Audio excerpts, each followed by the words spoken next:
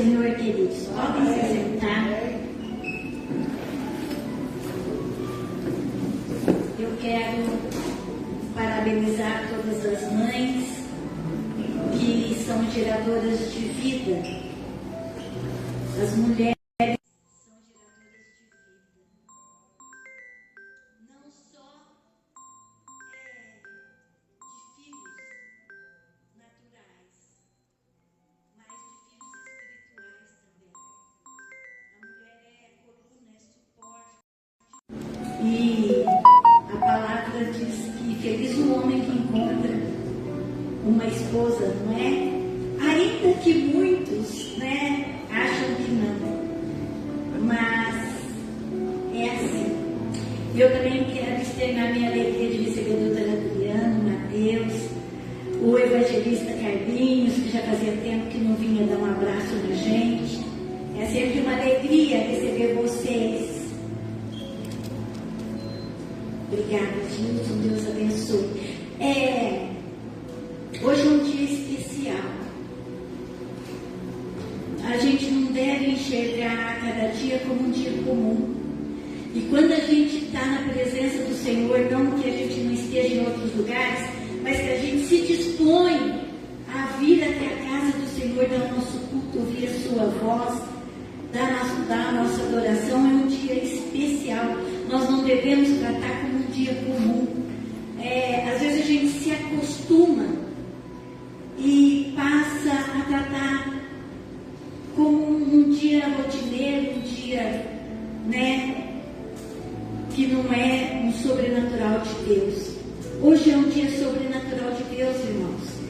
O Senhor já dispensou a nosso favor bênçãos.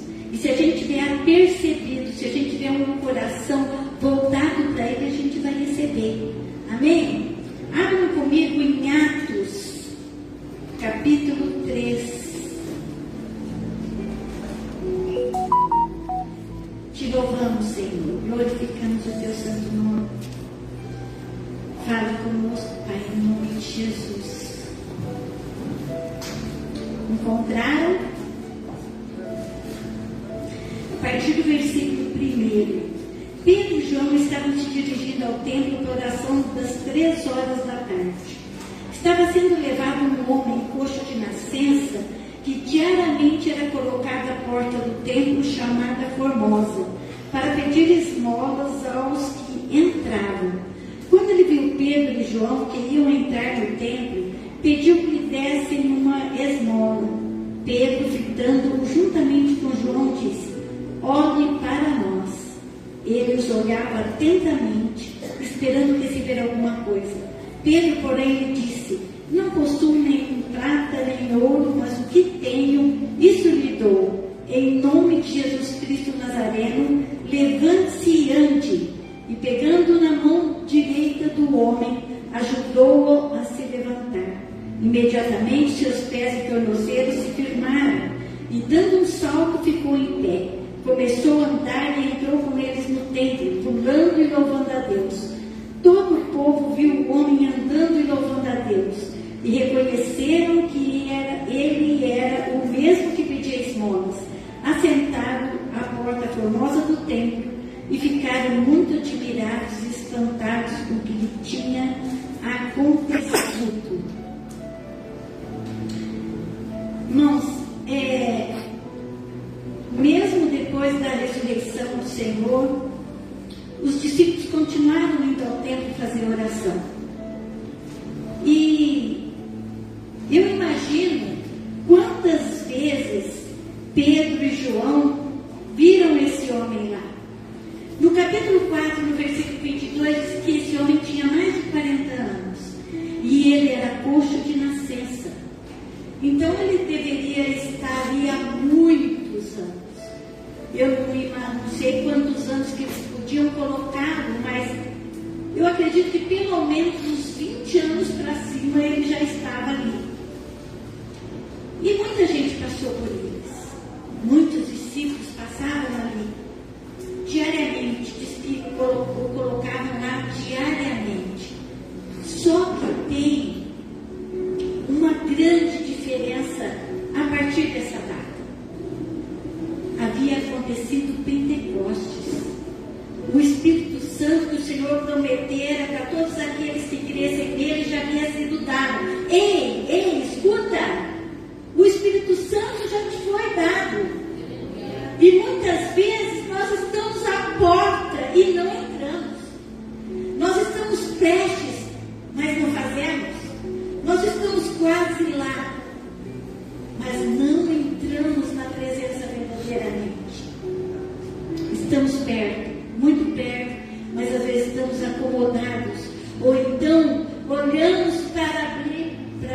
dia e achamos que é uma história.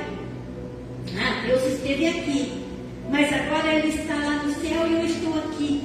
Eu quero te dizer, te lembrar, Ele está dentro de você. Ele está em todo o tempo contigo. Então nós não podemos ficar agindo como se Deus não estivesse conosco em todo o tempo. Corremos muitas vezes diante das circunstâncias para lá e para cá e nos esquecemos que Ele está conosco em todo o tempo. Amém? Então, para este homem, ele estava ali sendo levado diariamente. A palavra diz, diariamente ele era colocado lá na porta do templo. E essa porta era uma porta que passava muita gente. Essa porta, ela dava entrada para o pátio das mulheres. E fazia separação. Dentro era o pátio das mulheres e fora era o pátio dos gentios. Então muita gente ficava próximo àquela porta.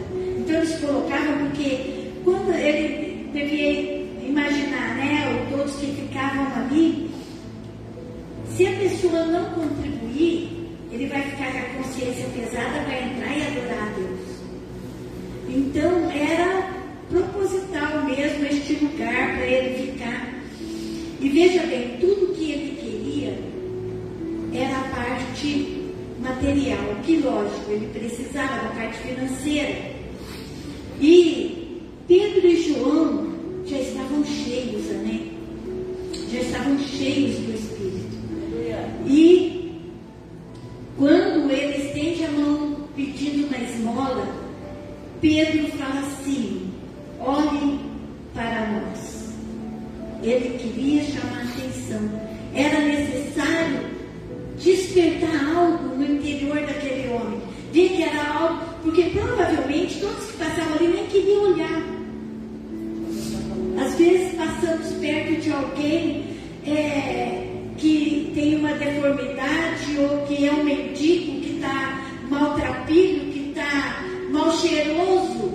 Às vezes até jogamos uma moeda, mas nem olhamos, porque nos causa mal-estar olhar para a deformidade física ou da situação terrível que a pessoa esteja.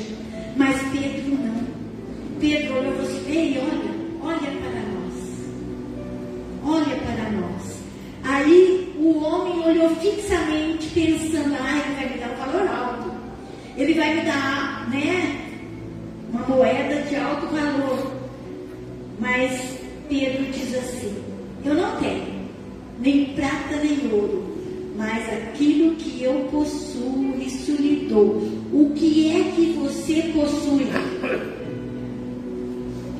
O que é que você tem? Às vezes, a gente acha que não tem nada. Nada para ofertar. Mas você tem o poder. A palavra diz em Efésios 3:20 que Ele faz infinitamente mais do que pedimos ou pensamos, através do poder que em nós opera. Em nós, o poder está em nós. No nome de Jesus, a gente pode operar milagres. Somos operadores de milagres, irmãos. E muitas vezes agimos como não temos nada. Não temos nada a oferecer. Alguém pede alguma coisa e a gente fala assim: eu posso, a hora que for na igreja, sabe? Orar por você. Mas não é assim. Não é assim. O poder está em nós. O Senhor nos deu toda a autoridade para que... Eu acho incrível, porque Ele fala em Mateus no capítulo 10, Ele fala assim que: ide, pregai o Evangelho e liberta os cativos, ora pelos enfermos, purifica os leprosos, ressuscita os mortos. Mas nós agimos como se nós não tivéssemos nada a oferecer. Então, que nós creiamos de verdade que o poder do Senhor, o poder do nome de Jesus nos foi dado. para fazermos infinitamente mais do que esperam de nós. Esse homem esperava simplesmente uma moeda, mas ele recebeu muito mais. Amém? Ele era paralítico desde o ventre. Ele nunca andou. Ele nunca pôde brincar quando criança, né? Nunca pôde ter uma vida normal. Possivelmente nunca se casou, não é? Ele era desprezado até mesmo pela sua família, pelos seus vizinhos, pelas pessoas que o encontravam, que não queria nem olhar para ele. Amém? E na verdade, este foi um dia de milagre. E hoje pode ser um dia de milagre na tua vida. O Senhor está sempre pronto a nos abençoar. E tudo que temos que fazer é crer. Amém? E ele não só disse, porque eu acredito que o homem não entendeu nada. A hora que ele falou assim, em nome de Jesus, levante-se e ande, possivelmente ele ficou olhando para Pedro. Mas aí Pedro deu uma mãozinha. Aí Pedro teve uma atitude de fé. Pegou na mão direita dele e o levantou. Aí sim, ele entendeu e tomou posse do milagre. Muitas vezes, irmãos, a gente está esperando algo mais. Porque nós não vemos, nós não cremos. Mas a nossa vida tem que ser viver pelo que não vemos, e sim pelo que cremos. O sobrenatural já está preparado. E eu quero te dizer, as coisas que nós vemos é sombra do que existe no céu. É sombra. Não é nada comparado ao que tem no céu. Mas o Senhor já nos concedeu para que a gente tivesse uma vida abundante. Ele diz que Ele veio para nos dar uma vida abundante. E nós já recebemos isso. Já foi. Ele já liberou todas as bênçãos espirituais a nosso favor. Basta que a gente tenha fé. Amém? E ele entrou no templo pela primeira vez. Ele entrou no templo. Imagina a alegria daquele homem de poder entrar no templo, saltando e glorificando a Deus, porque ele entendeu que foi o Senhor que o curou. Porque Pedro diz, em nome de Jesus Cristo, Nazareno. Pedro não chamou atenção para ele. Pedro não diz, olha, eu te ordeno, levante-se e ande. E ele diz, em nome de Jesus. É o nome de Jesus que tem todo o poder. Por isso, muitos que não conhecem o Evangelho não entendem porque a gente ora em nome de Jesus. É porque nós não temos nada. Mas o nome de Jesus tem tudo. Amém? Amém. Glória a Deus. E eu quero ler com vocês no capítulo 4.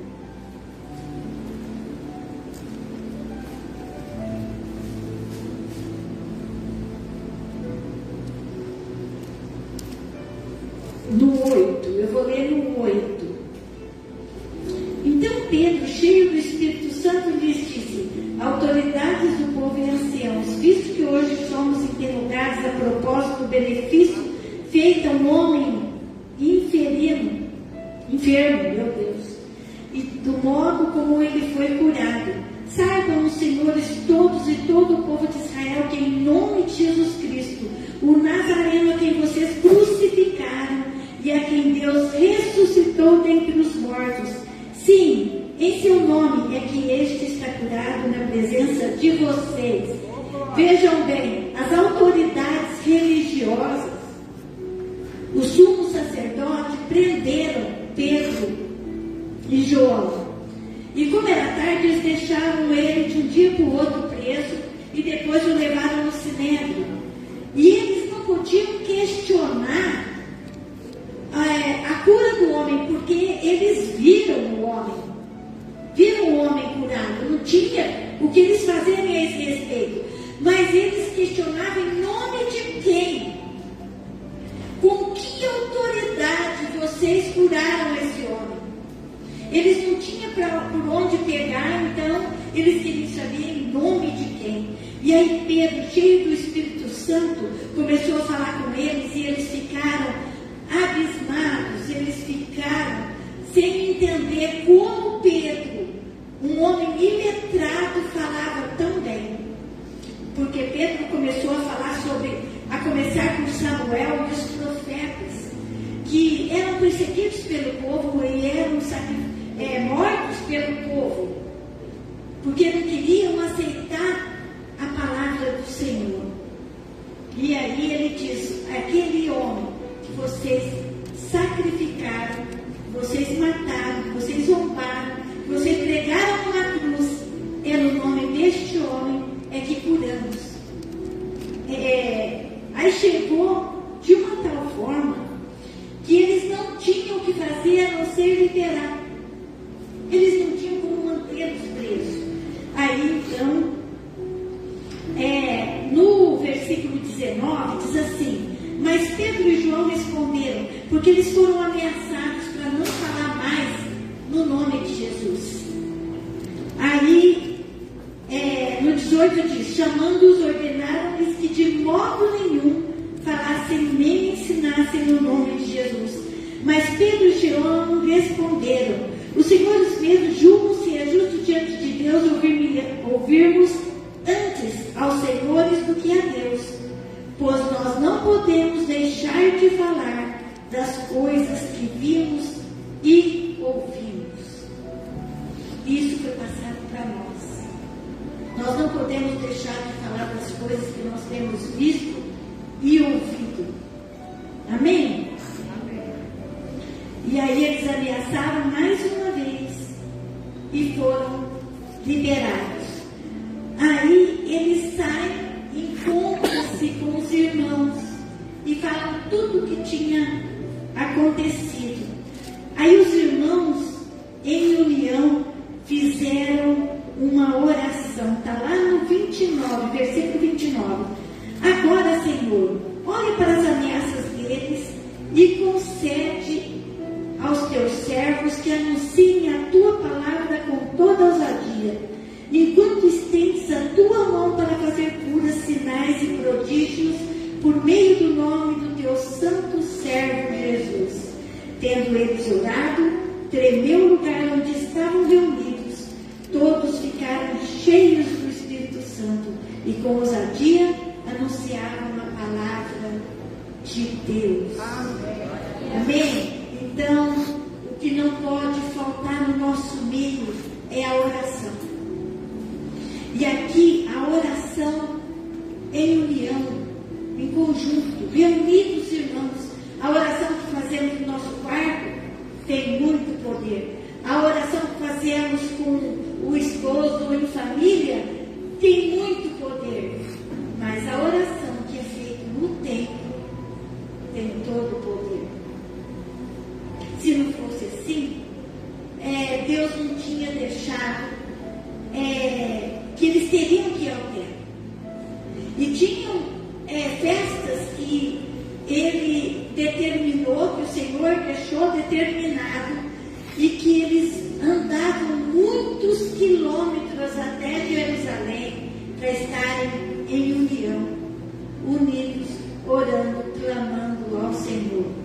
Você chegar e ajoelhar no templo tem um valor enorme, mas quando você ora com concordância de irmãos, que nem a oração que nós fizemos aqui de manhã, tem todo o poder.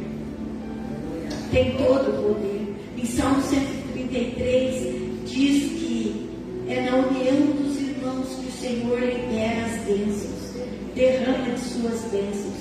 É por isso que a gente sempre está chamando para vir de segunda-feira às 7h30 aqui. Rapidinho, não ficamos mais que 8h30. É rapidinho, mas tem toda a diferença da gente estar clamando pelo povo de pelos nossos irmãos, pelo nosso ministério, pelos missionários, não é pelos enfermos, é nesse momento pelos casamentos, pelas nossas crianças. Nós temos muita coisa por orar. Amém? Eu não vou estender, eu vou deixar somente uma palavra curta. Hoje nós temos a ceia e nós temos almoço. Muitos têm almoço com a mãe. Eu não tenho mais a minha mãezinha. Mas hoje é dia de almoçarmos com as mães, de visitarmos, abraçarmos as nossas mães, que abracem quando você tem tempo. Diz o quanto você ama e como ela é importante para você. É muito importante, irmãos. Vamos nos colocar de pé?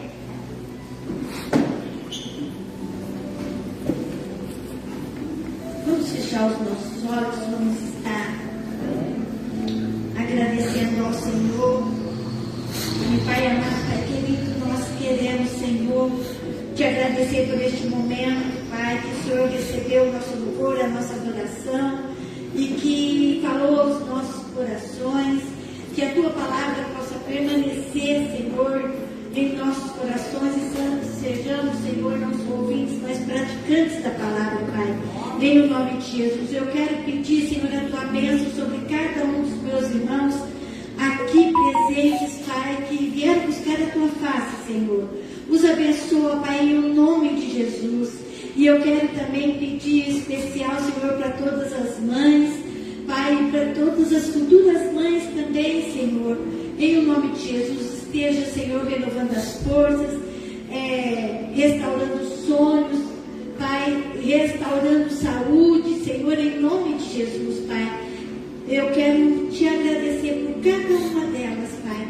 E quero te agradecer, Senhor, por este momento precioso na Tua presença, em nome de Jesus. Amém? Quero chamar a evangelista Gilson, que vai estar ministrando.